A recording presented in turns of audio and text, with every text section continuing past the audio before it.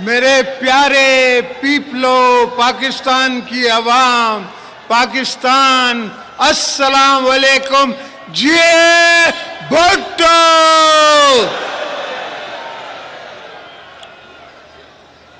میرے چیئرمین بلاول بھٹو زرداری صاحب، میری فرسٹ لیڈی آصفہ بھٹو زرداری صاحبہ، پی ایم آزاد جموں اور Kashmir, C M Sindh, C M Balochistan, اور میرا بھائی محسن نقوی، رسپیکٹڈ جرنلسٹ جو آئے ہوئے ہیں پورے پاکستان سے، پی پی پی کے leadership, secretary general, secretaries, peoples party کے جیالو،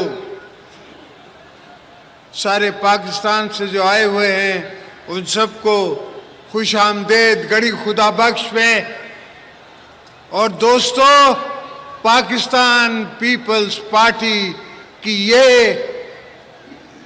یہ دن ہماری بی بی صاحبہ کی شہادت کا اور پاکستان کو پیپلز پارٹی کے بچانے کا دن تھا۔ اس دن پیپلز پارٹی نے پاکستان بچایا تھا، پاکستان کھپے کہہ کے۔ یہ میں نہیں کہہ رہا تھا، یہ پیپلز پارٹی کی اور بی بی صاحبہ کی روح کہہ رہی تھی جو میں نے کہا۔ الحمدللہ پاکستان بچا، پاکستان چلا اور چلتا رہے گا قیامت تک۔ اور ہم شکریہ ادا کرتے ہیں کہ اللہ نے ہمیں موقع دیا کہ ہم نے ایسا چیف بنایا فوج کا جس نے آنکھوں میں آنکھیں ڈال کے ہماری گورنمنٹ کی سپرویژن میں انڈیا کو ایسا منہ توڑ جواب دیا کہ ان کو پتہ پڑ گیا کہ یہ کھیڈ نہیں ہے، وانیاں دی سمجھے۔ مودی کو پتہ پڑ گیا کہ یہ مذاق نہیں ہے، پاکستان پاکستان ہے اور ہم مسلمان ہیں اور ہم اپنی دفاع کرنا جانتے ہیں۔ یہ تو شکر کرو، ابھی بھی لوگوں نے تمہارا لحاظ کیا ہے، دنیا نے تمہارا لحاظ کیا ہے۔ اگر نہیں تو پتہ لگ جاتا ان کو سب، ان کے سارے جہاز گرا سکتے تھے ہم، ان کا وکرم گرا سکتے تھے۔ مگر دعا کریں کہ یہ حاجی صاحب نے، ہمارے چیف نے، ہمارے ایئر فورس چیف نے ان پہ رحم کیا تھوڑا سا۔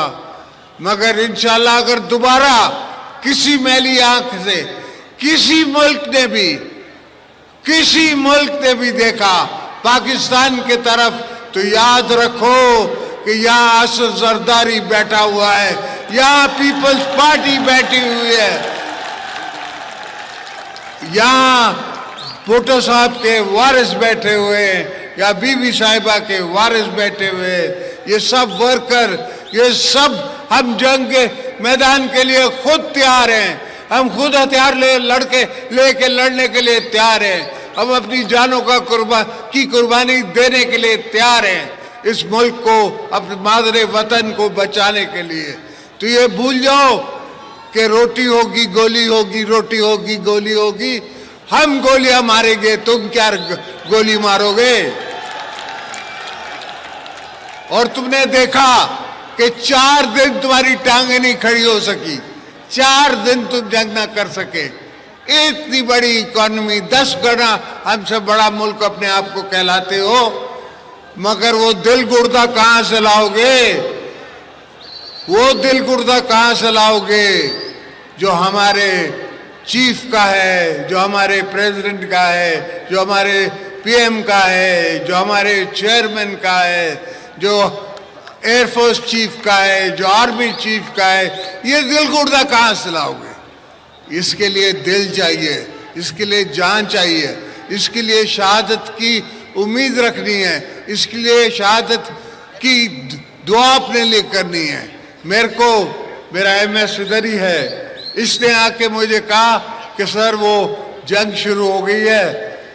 یہ ویسے تو میں نے اس کو 4 دن پہلے بولا تھا کہ جنگ ہونے والی ہے، مگر اس نے مجھے آ کے کہا کہ سر وہ بنکر میں چلیں۔ میں نے کہا شہادت آنی ہے تو یہاں ہی آئے گی. بنکروں میں نہیں مرتے لیڈر, میدان میں مرتے ہیں, یہاں نہیں مرتے بنکروں میں بیٹھ کے.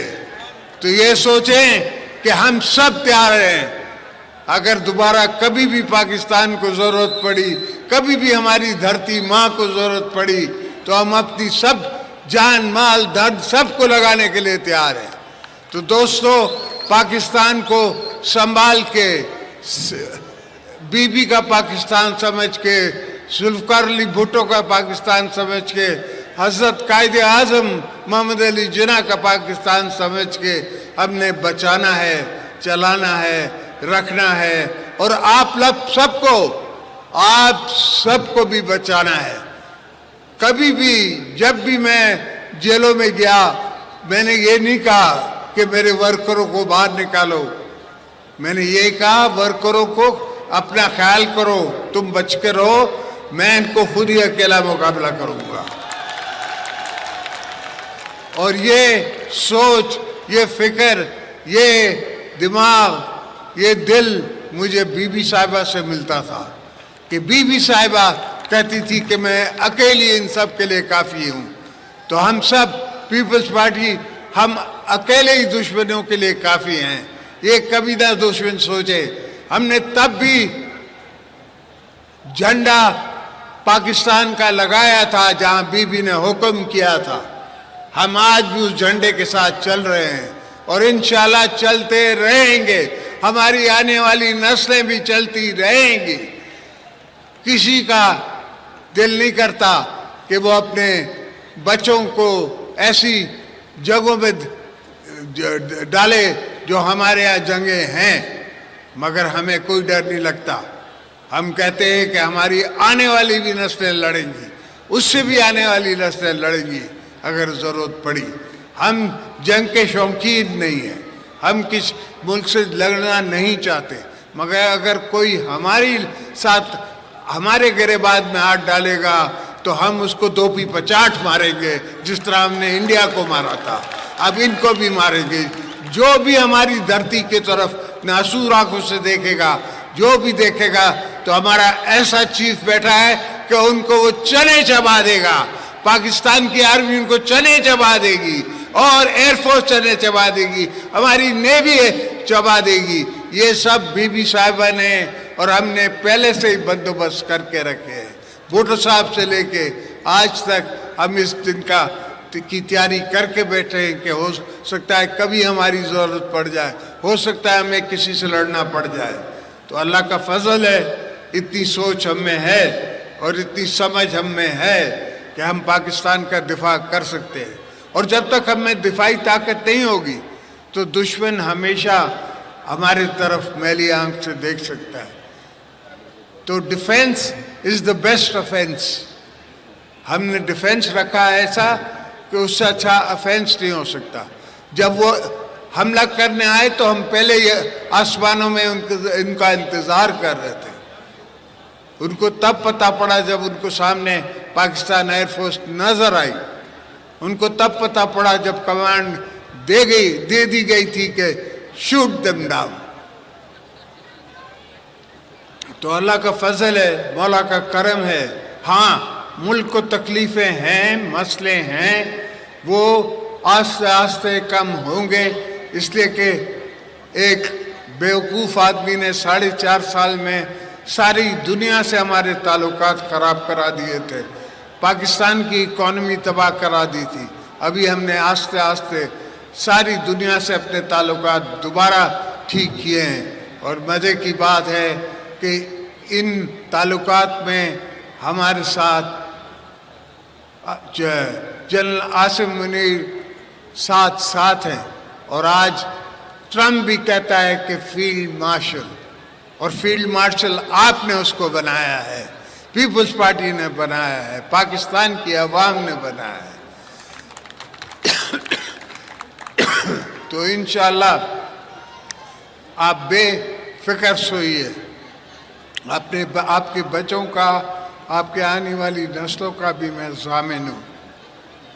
انشاءاللہ سب کے لیے بہتری کر کے جاؤں گا. پاکستان زندہ باد.